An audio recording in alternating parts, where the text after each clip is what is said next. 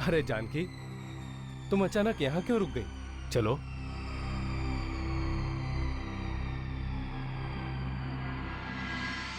अरे साहूकार जी आप? मैं आपको ही मिलने आया हूँ छोटे जमींदार साहब। अरे अब ना ही रही है जमीन और ना ही रहा हूँ मैं जमींदार, इसीलिए तो आना पड़ा मुझे। अच्छा हुआ साहूकार जी जो आप आ गए। बस ऐसे ही अपनी कृपा दृष्टि हम दोनों पर बनाए रखिए। साहूकार की कृपा दृष्टि जब वक्र दृष्टि में बदल जाती है छोटे जमींदार साहब, तब सब साहूकार को खलनायक बना देती है।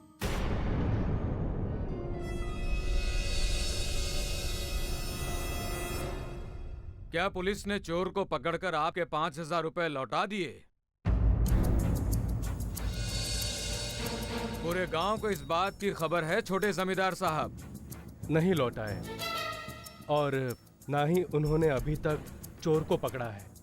इसका मतलब मेरी सांस तो अटक गई ना छोटे जमींदार साहब। मैं आपका मतलब नहीं समझा साहूकार जी। मेरा मतलब 5,000 रुपयों और ब्याज से है छोटे जमींदार साहब, जो मैंने आपको कर्ज में दिए हैं।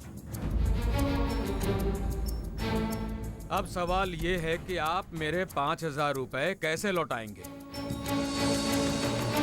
ना आपकी खेती है, ना कोई आमदनी। मैंने आपको 5,000 रुपए कोई खैरात में नहीं दिए जमींदार साहब। साहूकार जी, आपकी जुबान डंक मार रही है हमें। अगर आप जैसे हर किसी ने मेरे पैसे नहीं लौटाए तो मेरी तो साहूकारी बंद हो जाएगी ना। किसने कहा आपको कि हम आपके पैसे नहीं लौटाएंगे? जानता हूँ आप लौटाएंगे, तो लौटा दीजिए ना, सिर दर्द खत्म। अरे साहूकार जी, जब मेरे पास पैसे आएंगे तभी तो मैं आपको लौटाऊंगा ना। मैं इस जब और तब के झमेले में नहीं फंसना चाहता हूँ छोटे जमींदार साहब। मुझे पैसे तुरंत चाहिए। मुझे आपकी भाषा नापसंद है साहूकार जी। ये कैसी भाषा बोल रहे हैं आप? जब माँ जी मेरे पति का अपमान करती हैं, तब मैं बुरा नहीं मानती, क्योंकि वो मेरे पति की माँ हैं। भला बुरा कहने का अधिकार है उन्हें, लेकिन माँ जी का कोई गुलाम मेरे पति का अपमान करे, ये मैं बर्दाश्त नहीं करूंगी। चले जाइए यहाँ से। अरे जानकी तुम। आप इन्हें इसी वक्त यहाँ से जाने के लिए कहिए। आपने मेरा अपमान किया है छोटे जमींदार साहब। आपने मुझे गुलाम कहा है। नहीं साहूकार जी। चले जाइए यहाँ से। जा रहा हूँ, लेकिन एक बात याद रखना छोटे जमींदार साहब, आने वाले 7 दिनों के अंदर मेरे 5,000 रुपए और ब्याज वापस नहीं दिए तो ये गुलाम तुम लोगों को इस घर से धक्के मारकर बाहर निकाल देगा।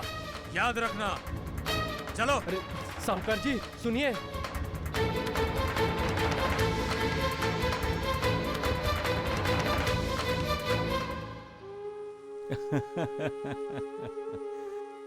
नारी जब दुर्गा बन जाती है तब अपने आप को शक्तिमान समझने वाला घबरा जाता है, भाग जाता है, और जो नारी को तुच्छ समझता है वो अपने हाथों से अपनी मौत का दरवाजा खोलता है। नारी है तो नर है, नारी नहीं तो नर का कोई महत्व नहीं। साईं। गुरुदेव आप? तुम्हारी जो नौटंकी चल रही थी साईं, उसे ही देख रहा था मैं। नौटंकी? आकाश की ओर देखकर बोलना, कभी भावुक होना और बीच में कभी कभी क्रोधित होना, ये सब क्या है साईं? किसकी आंखों में धूल झोंक रहे हो तुम? गुरुदेव पागल हो? शिरडी के लोग पहले मुझे पागल ही समझते थे गुरुदेव। लेकिन तुम पागल हो नहीं, चालाक हो, चालाक। तुमने शिरडी में अपनी चालाकी से भक्तों को अपने वश में कर लिया है साईं। गुरुदेव, चालाकी से भक्त वश में कैसे हो सकता है? तुमने ही उन्हें कहा होगा कि तुम्हें मालिक ने उन्हें करुणा देने के लिए भेजा है। अभी अभी तुमने यही कहा था ना? क्या तुम मालिक के प्रतिनिधि हो? क्या तुम्हें मालिक ने भेजा है यहां? हर किसी को मालिक ही भेजता है गुरुदेव, अपने अपने कर्मों का फल भुगतने के लिए। साईं, मेरा गुरु बनने की कोशिश मत करो। आप भी मेरे गुरु हैं गुरुदेव, मैं तो आपका चेला हूं। इसीलिए तो कह रहा हूं, लोग एक बार फंस सकते हैं, 2 बार फंस सकते हैं, बार बार नहीं। तुम बड़ी चालाकी से अपने आप को लोगों के सामने ऐसे पेश करते हो कि लोग तुम्हें मालिक समझने लगे हैं। मैं तो मालिक का बंदा हूं गुरुदेव। साईं, तुम लोगों को फंसाते हो।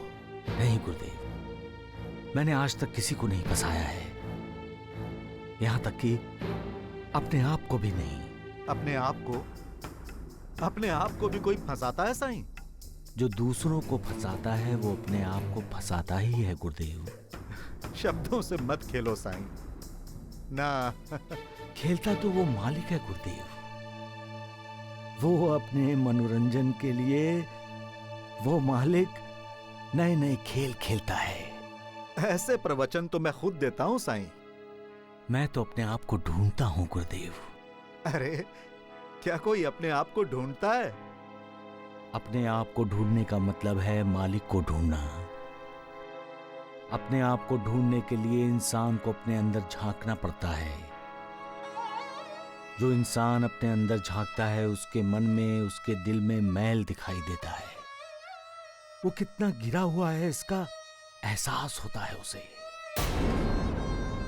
जब इंसान अपने मन का मैल साफ कर लेता है, जब अपने आप को ऊपर उठाने की कोशिश करता है, अपने मन में जो अंधेरा छाया है उसे मिटा देता है, तब क्या?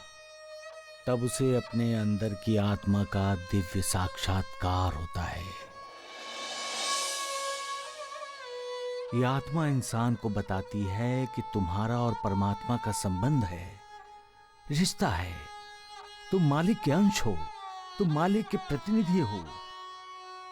आत्मा इंसान को ज्ञान देती है कि तुम नहीं हो, तुम मैं हो। तुमने तो मुझे फिर से असमंजस में डाल दिया है साईं। तुम नहीं हो, तुम मैं हो, क्या मतलब है इसका? इस देह को सभी साईं बाबा कहते हैं, लेकिन ये देह साईं बाबा नहीं है। ये देह तो मालिक ने बनाया है। देह आत्मा का वस्त्र है। इंसान जब ये समझ जाएगा गुरुदेव, तब इस धरती पर लड़ाई झगड़ा, चोरी डकैती, मान अपमान कभी नहीं होगा। क्यों? क्योंकि इंसान का अहंकार ही उस सीढ़ी पर खत्म हो जाएगा जिस सीढ़ी पर उसे आत्मा और परमात्मा का ज्ञान होगा। तुम तो बहुत ज्ञानी हो साईं। ज्ञान तो गुरु से मिलता है गुरुदेव। शिरडी में महामारी का खतरा पैदा हो गया है, ये तुम्हें यहां बैठकर कैसे पता चल गया? कहीं तुम्हें खुशहाल चंद ने तो नहीं बताया? सबका मालिक एक।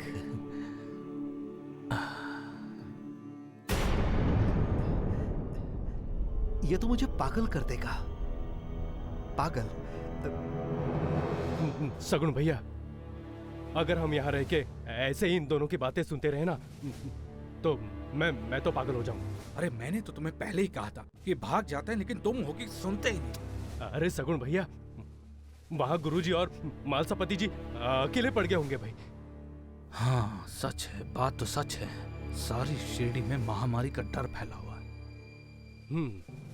ये तो अभी सिर्फ शुरुआत है महामारी की। आगे आगे तो और कहर बरसाएगी ये बीमारी। सगुन भैया, ये कहर हमें रोकना होगा। जितने भी मरीज हम द्वारिका माई में लेकर आए हैं मालसापति, वो सभी अब खतरे से बाहर हैं। वो तो साईनाथ की कृपा रहेगी तो सब कुछ ठीक ही होगा गुरुजी। लेकिन हमें महामारी को शिरडी से भगाना है। साईं बाबा भगा देंगे ना मालसापति? जब साईनाथ का आशीर्वाद हमारे साथ है तो फिर डर किस बात का गुरुजी? ये तो आपने भी अनुभव कर लिया है। हाँ हाँ, मैंने ही नहीं, ये अनुभव तो पूरी शिरडी ने कर लिया है। गुरुजी, राधाबाई ने श्री स्वामी समर्थ की एक कथा सुनाई थी, वो मैं आपको सुनाता हूं। श्री स्वामी समर्थ के परम भक्त थे चोलप्पा। चोलप्पा के 2 बेटे थे, कृष्णाप्पा और आप्पा, और एक बेटी थी राजूबाई।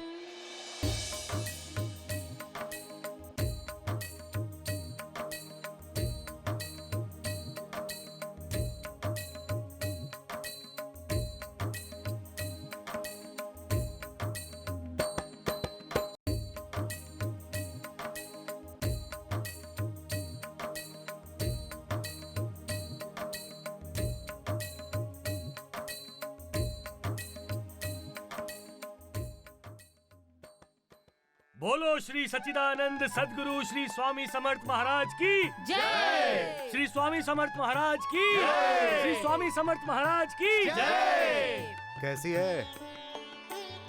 हाँ?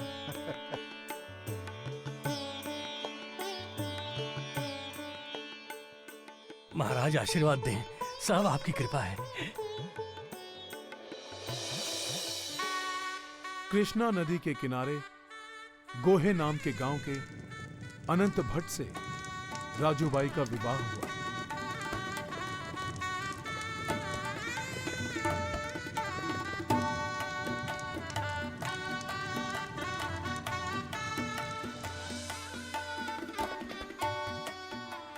सदा सुखी रहो बेटी।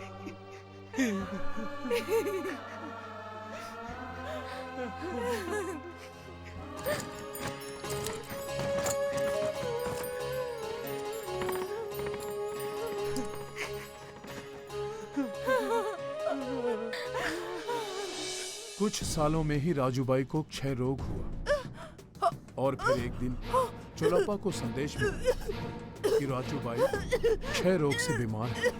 सच्चिदानंद सद्गुरु स्वामी समर्थ महाराज की। बंद करो। स्वामी महाराज आज आरती होने नहीं देंगे।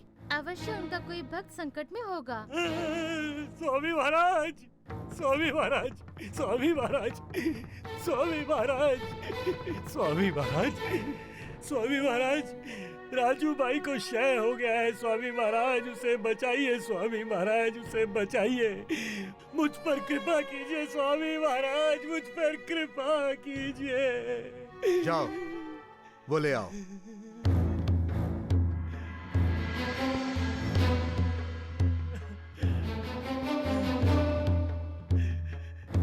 इसे दे दो।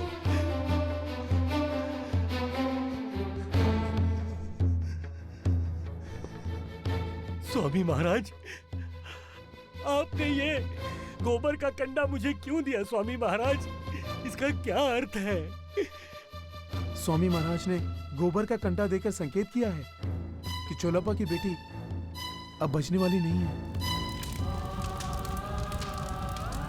राजूबाई की मौत के बाद चोलप्पा का परिवार शोकाकुल हुआ था। समय किसी के लिए रुकता नहीं है। चोलप्पा के बेटे कृष्णा अप्पा का यज्ञोपवीत संस्कार हुआ, और चोलप्पा उसे श्री स्वामी समर्थ के दर्शन के लिए ले आया।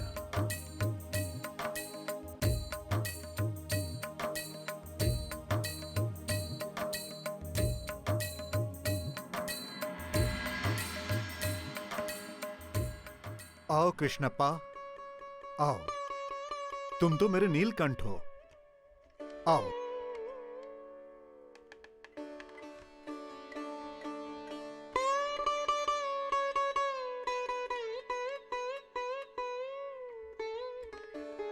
कैसे हो चोलप्पा?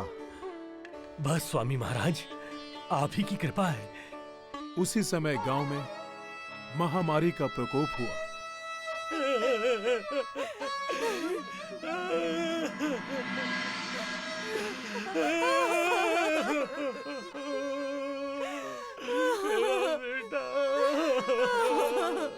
रो क्यों रही हो काशी? मेरा मेरा भाग्य फूट गया स्वामी महाराज। हमारा बेटा कृष्णप्पा भी हमें छोड़कर चला गया स्वामी महाराज, हमारा बेटा भी हमें छोड़कर चला गया। पहले राजूबाई गई और अब कृष्णप्पा भी। महाराज, अवश्य ही हमने कोई पाप किया होगा जिसके कारण हमें अपने बच्चों की मौत देखनी पड़ी। चोलप्पा चुप, काशी चुप। अरे मूर्खो, क्यों ऐसी अशुभ बातें कर रहे हो? कृष्णप्पा हम सबसे मजाक कर रहा है और तुम समझ रहे हो कि मर गया है।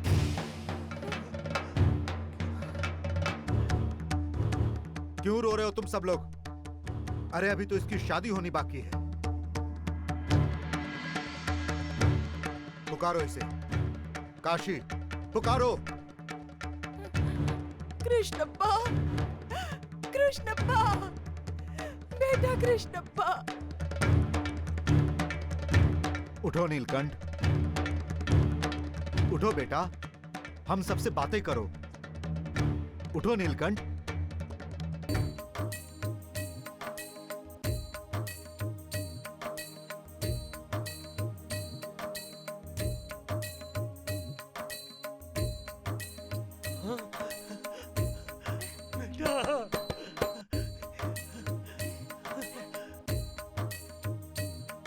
बेटा,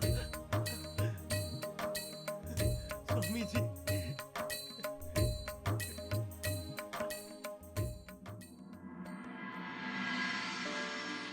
गुरुजी, जैसे श्री स्वामी समर्थ ने अपने भक्तों की रक्षा की, वैसे ही साईनाथ हमारी रक्षा करेंगे।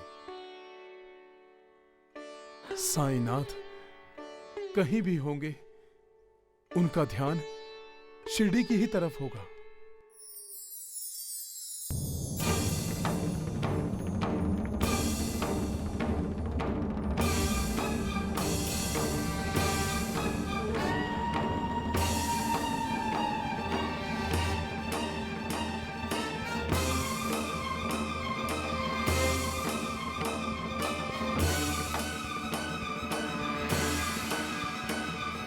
महासपति, वहां खड़े होकर क्या गप लगा रहे हो?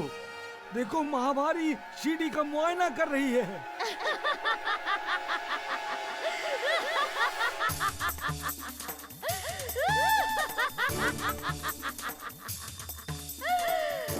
अच्छा मौका मिला है मुझे। साईं बाबा भी शिरडी में नहीं है।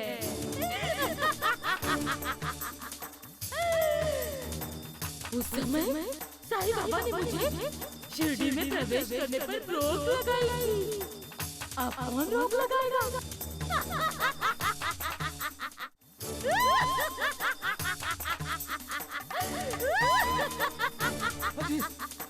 श्यामा, महासपति, इतना सब कुछ होते हुए भी तुम असावधान कैसे रह सकते हो?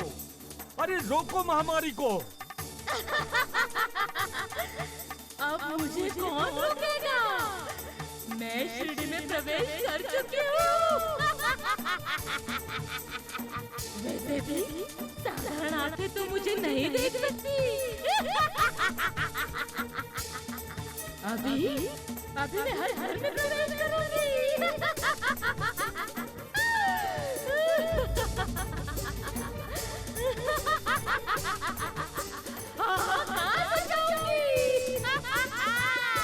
श्यामा, महासपति, श्यामा, महासपति, क्या तुम बहरे हो गए हो क्या? क्या तुम्हें कुछ सुनाई नहीं दे रहा है? अरे महामारी का संकट मुंह फाड़े दरवाजे पर खड़ा है तुम्हारे। अरे तुम लोग निश्चिंत कैसे हो? अरे रोको उसे, रोको उसे। हाँ, जहाँ ज्यादा बच्चे हो, उसी घर को पहले अपना लक्ष्य बनाना चाहिए। रुक जाओ। घर में झांकी देखती हूँ। मैं कहता हूँ रुक जाओ। कौन है जो मुझे रोकने का दुस्साहस कर रहा है? चली जाओ शिरडी से। नहीं, अब मैं शिरडी को निकलने के बाद यहाँ से चली जाऊंगी। मुझे रोकने का दुस्साहस मत करना। मैं तुम्हें भी निकल जाऊंगी।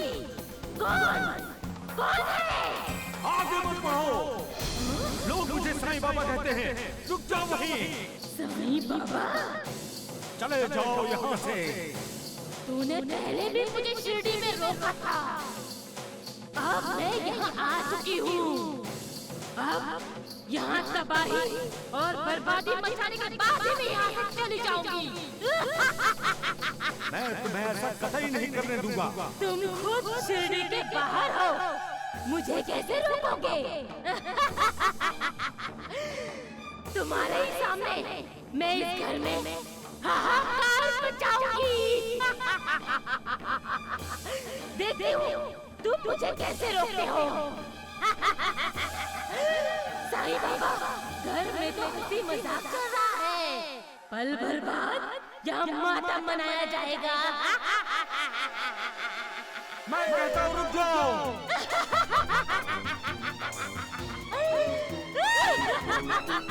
रुक जाओ। नहीं जाएगी तू, नहीं।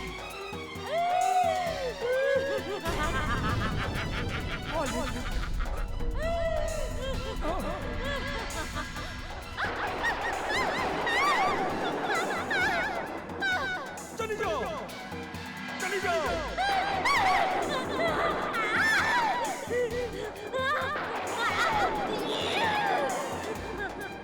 साईं बाबा, अभी तो मैं जा रही हूँ साईं बाबा, लेकिन मैं शिरडी नहीं चिपका रहूंगी और मौके का इंतजार करूंगी। शिरडी को बर्बाद किए बगैर नहीं जाऊंगी मैं, नहीं जाऊंगी।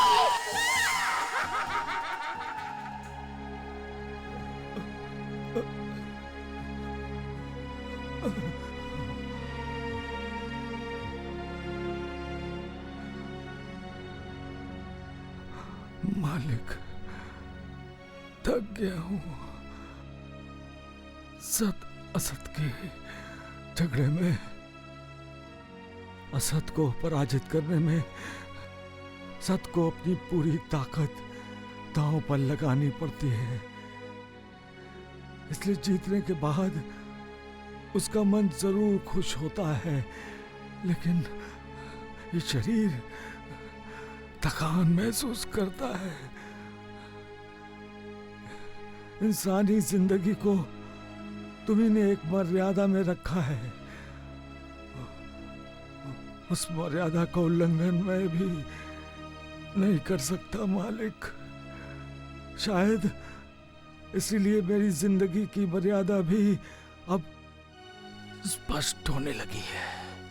लोगों का कल्याण करते हुए दुखियारों और पीड़ितों को नई जिंदगी देते वक्त मैं अपनी जिंदगी का कुछ हिस्सा दे देता हूँ। जब किसी का उद्धार होता है तब से घर के बड़े मुझे दुआ देते हुए कहते हैं 100 साल जियो। लेकिन मालिक, ये जो शरीर रूपी वस्त्र मैंने धारण किया है वो शायद 100 साल होने से पहले ही ये जीर्ण शीर्ण हो जाएगा मालिक, फट जाएगा। मुझे शक्ति दो मालिक। मैं इस वस्त्र को त्यागने से पहले लोगों को दुख, दर्द, पीड़ा से रहित कर दूं मालिक, रहित कर दूं सबका मालिक। एक 5,000 रुपए के लिए साहूकार हमसे हमारा घर छीन लेगा, ये जानते हुए भी कि इस तबेले का कोई उसे 1,000 भी नहीं देगा। जानकी, हमारे अपने भी हमारे लिए पराये हो गए हैं। आप माँ जी की बात कर रहे हैं?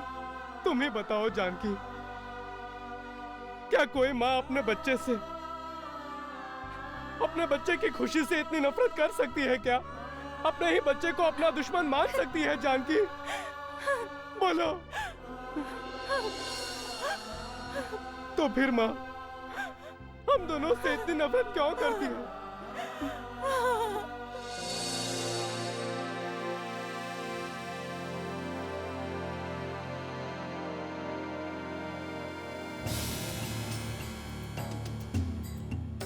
क्या गिन रही हो अंबिका? दिन, जमींदार साहब, दिन गिन रही हूँ। जानता हूँ, और ये भी जानता हूँ कि ये तुम नहीं, साहूकार की जुबान बोल रही है। सिर्फ साहूकार की जुबान ही नहीं, इसके बाद मैं बहुत से लोगों की जुबान बोलूंगी। तब पता चलेगा कि रघु को और उस मनहूस को कि ये सारा षड्यंत्र मेरा रचा हुआ है। अंबिका! कल जब उसके सर से घर की छत हट जाएगी तो उसके पांव तले से जमीन खिसक जाएगी, उसके होश ठिकाने आ जाएंगे। तब वो मेरे पैरों पर अपनी नाक रगड़ता हुआ माफी मांगेगा और तब मैं उसे माफ कर दूंगी और अपने घर के दरवाजे उसके लिए खोल दूंगी।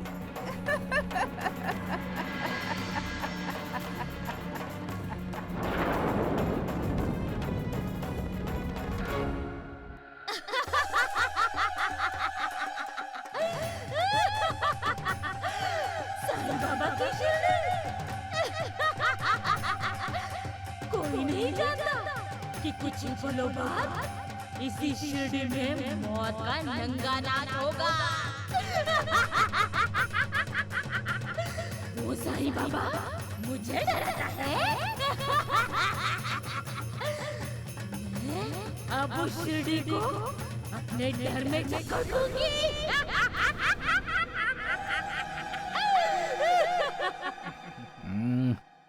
राम राम राम, अरे राम राम। वैद जी, हाँ? अरे सुनिए, हाँ? बहुत अच्छा मौका मिला है हमें। मौका? कैसा मौका? अरे राम प्रसाद और लक्ष्मण प्रसाद का ढोंग पाखंड शिरडी के लोगों के सामने लाने का। वो कैसे द्वारिकानाथ जी? अरे हम उन दोनों से कहते हैं कि शिरडी में जो महामारी फैली है उसे भगा दें। वो भगा नहीं सकेंगे। सारे शिरडी के लोगों के सामने उनकी होगी थू थू, और हमारी होगी बू बू। उन दोनों का होगा अपमान और हमारी बढ़ेगी शान। चलिए अभी चलते हैं गुरुदेवों को मिलने के लिए। हाँ, शुभ काम में देर कैसी, चलिए। आइए आइए। राम राम राम।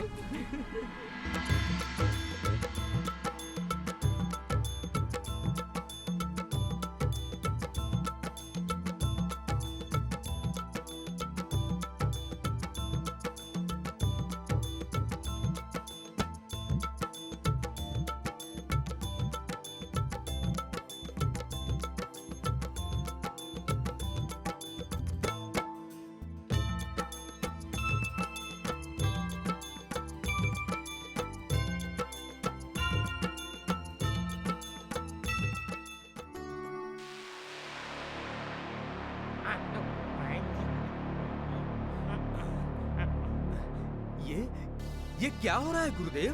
हाँ? बम बम भोले, आंखें फूट गई है क्या तुम्हारी द्वारकानाथ? हम गेहूं पीस रहे हैं द्वारकानाथ। तो क्या इस आटे से हम रोटियां बनाएंगे गुरुदेव? रोटी तो तुम ही बनाते हो द्वारकानाथ। और तुम ही बनाओगे द्वारिकानाथ। बम बम भोले, हम तो महामारी को भगाएंगे। जैसे साईं बाबा ने महामारी भगाई थी वैसे ही, है ना? ये तो अच्छा ही हुआ वैद जी। हमने एक आंख मांगी थी और भगवान ने दो दो आंखें दे दी। वैद जी, इसका मतलब द्वारिकानाथ जी और आप 3-3 आंखों से देखोगे। पूरा कहीं के सत्यानाश। बम बम बम बम भोले। भोले।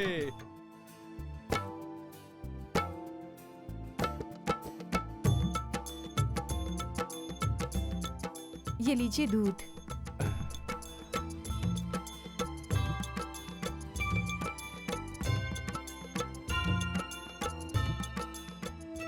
कहीं जा रहे हैं क्या आप? 7 दिन कब गुजर जाएंगे पता भी नहीं चलेगा। उससे पहले 5,000 रुपयों का इंतजाम तो करना होगा ना। कैसे करेंगे? गांव के दूसरे साहूकारों के पास जाता हूँ। क्या आपको पूरा विश्वास है कि दूसरा साहूकार भी माँ जी के इशारों पर नहीं नाचेगा? जब मैंने आपको ये गहने दिए थे तब तो आपने ना कर दिया था। मेरे ये गहने हम दोनों के बीच दूरी पैदा कर रहे हैं। अब मुझे इन गहनों से कोई लगाव, कोई प्यार नहीं है। आप इन्हें बेच दीजिए। आपको मेरी कसम है। जानकी, बस वो साहूकार इस घर में नहीं आना चाहिए।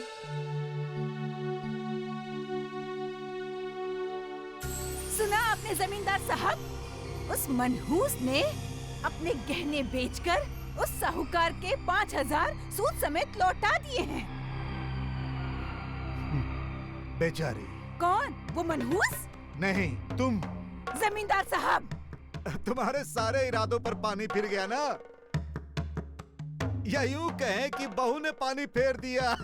वो हमारी बहू नहीं है। सत्य से इनकार करने से कभी सत्य असत्य में थोड़े ही बदल जाता है। आज आपकी जुबान बहुत चल रही है जमींदार साहब। ये कुछ मीठा खाने के लिए ललचा रही है। कौन सा त्योहार है आज? आज तो त्योहार से भी बड़ा दिन है अंबिका। आज मेरे बेटे का घर जो बच गया। बेटे का घर बच गया। जमींदार साहब, आपके बेटे का पाला मुझसे पड़ा है, मुझसे। रघु कब तक उस मनहूस की ढाल बनता है देखूंगी मैं भी। अब तो कुछ नहीं बचा हुआ होगा ना उसके पास। जो भी हुआ अच्छा ही हुआ। अब मैं ऐसा वार करूंगी कि दोने दोने के लिए तरसेगा। लेकिन मुझे तो मत तरसाओ अंबिका। आज खाने में कुछ खीर पूरी हो जाए।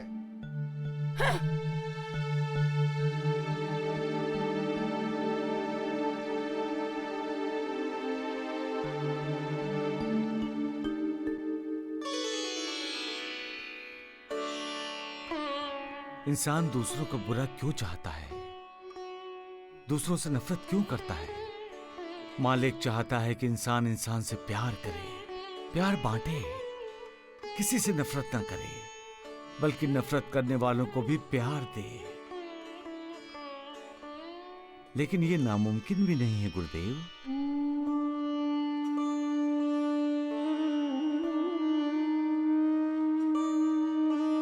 तिरस्कार, द्वेष, ईर्ष्या, ये सभी हिंसा के प्रतीक हैं। इंसान को सबके साथ मिलजुल कर प्यार से रहना चाहिए। जो दुश्मनी दिखा रहा है उससे भी दोस्ती करनी चाहिए, उसे भी प्यार देना चाहिए। लेकिन साईं, क्या ये संभव है? हाँ? अगर इंसान पूरे होश हवास में रहेगा तो ये संभव है गुरुदेव।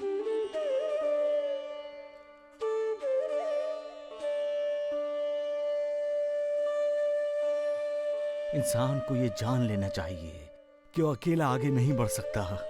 आगे बढ़ने के लिए उसे दूसरों की मदद चाहिए। दूसरों को अपने साथ लेकर ही वो आगे बढ़ सकता है। लेकिन जब वो किसी से नफरत करता है तो उसके आगे बढ़ने के रास्ते में रुकावट पैदा होती है। उसके खुद के विकार और विचार रास्ते में बाधा बनकर खड़े हो जाते हैं। तुम ठीक कह रहे हो साईं।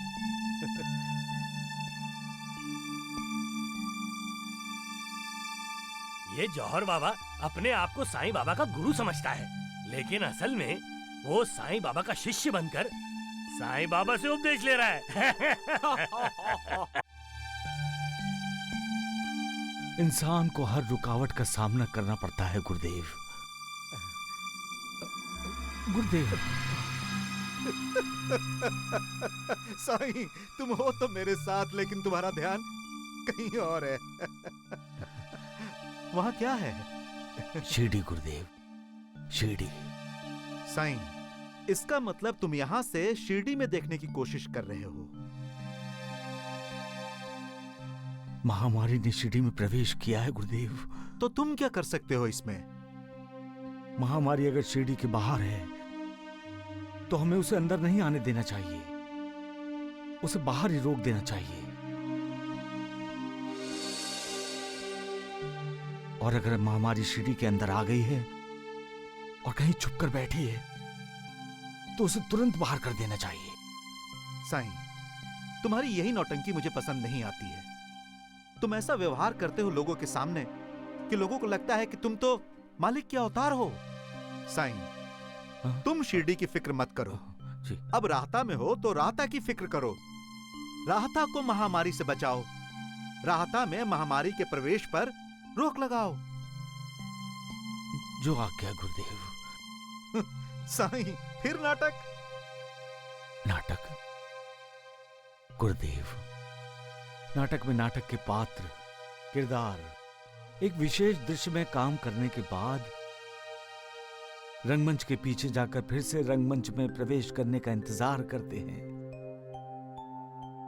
वैसे ही महामारी शिरडी के रंगमंच से गायब हुई है, वो भी शिरडी में प्रवेश करने का इंतजार कर रही होगी। साईं, हम भी रंगमंच के पीछे चले? हाँ? घर चले? हाँ।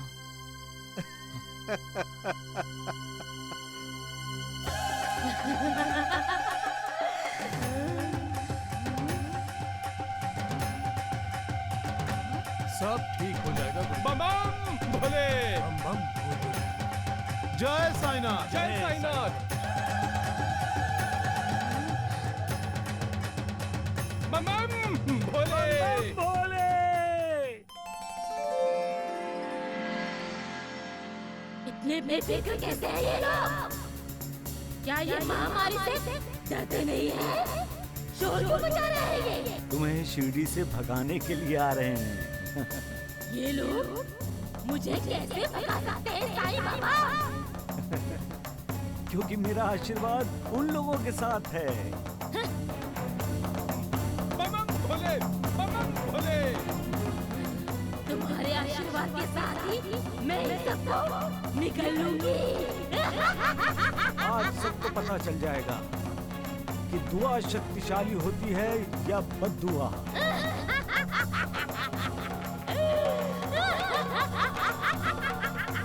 बम बम भोले। बम बम भोले।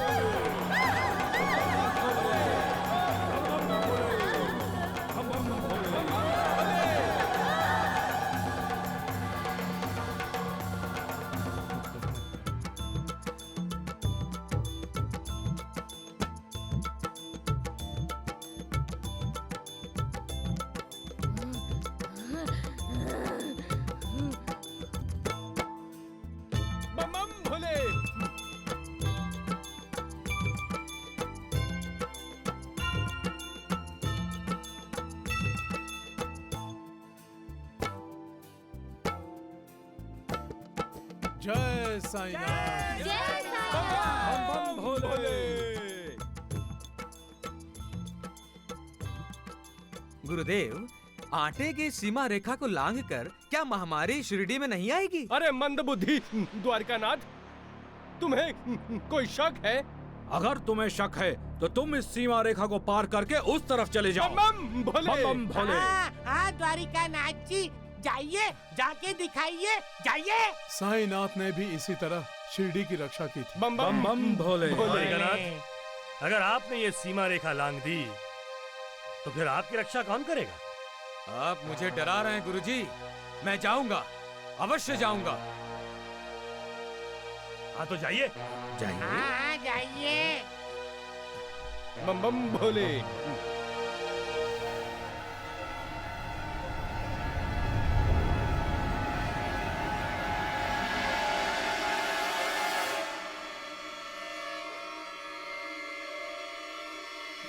कहाँ है महामारी है?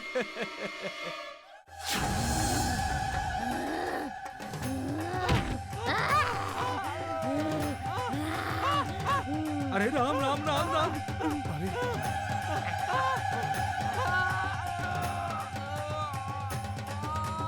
अरे कब कब तक चिल्ला रहा है तू? राम राम राम राम राम ढोंडिया। अरे ये द्वारिका नाथ जी की हालत ऐसे क्यों हो गई? जी वो छूत की बीमारी होती है ना, महामारी ने जकड़ लिया है। जी मुझे बचाइए। अरे अरे अरे द्वारिका नाथ जी को कोई बचाइए, बचाइए बचाइए बचाइए। बम बम भोले। अरे मंद बुद्धि द्वारका नाथ, तुम्हें इस सीमा के उस तरफ जाने के लिए किसने कहा था? बम बम भोले।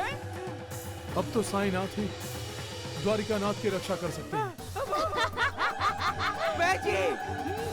जी मुझे बचाइए। छोड़ दो उसे, छोड़ दो। छोड़। बम बम भोले, बम बम भोले, बम बम भोले। अरे भागो।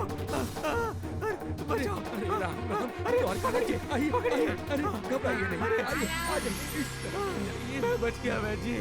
द्वारिका नाथ जी, आज आपको आपके दोनों गुरुओं ने बचाया है। उनके चरण पर माथा रख के आभार तो प्रकट कीजिए। जाइए। गुरुदेव। आयुष्मान भव। आशीर्वाद आशीर्वाद। बम बम भोले। अर्ची राम प्रसाद और लक्ष्मण प्रसाद की जय। बहुत खुश नजर आ रहे हो साईं। प्रणाम गुरुदेव। उसी दिशा में शिरडी है ना? जी गुरुदेव। लगता है शिरडी से महामारी भाग गई। आप ज्ञानी हैं गुरुदेव। इसमें ज्ञान कहां से आया साईं? तुम शिरडी की तरफ देखकर खुशी से उछल रहे थे तो मैंने अनुमान लगाया। साईं, ये शिरडी वालों ने महामारी को कैसे भगाया? गुरुदेव, इंसान जब कोशिश करता है तभी मालिक उसे कामयाबी देता है, और जो इंसान कोशिश नहीं करता उसे असफलता का मुंह देखना पड़ता है। कोशिश करने वालों की कभी हार नहीं होती गुरुदेव, क्योंकि कोशिश करने वाला ये मानता ही नहीं कि वो हार गया है, इसलिए वो कोशिश करता रहता है। जो कोशिश से नहीं हारता उससे मालिक भी हार जाता है गुरुदेव। क्योंकि गुरुदेव, प्रयत्न और यत्न का अर्थ है यज्ञ।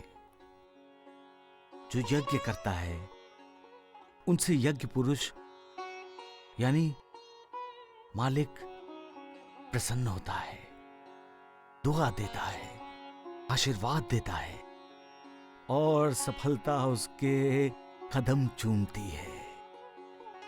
इसका मतलब शिरडी वालों ने महामारी को भगाने के लिए यत्न किए, प्रयत्न किए और उनके प्रयत्नों को मालिक के आशीर्वाद मिले।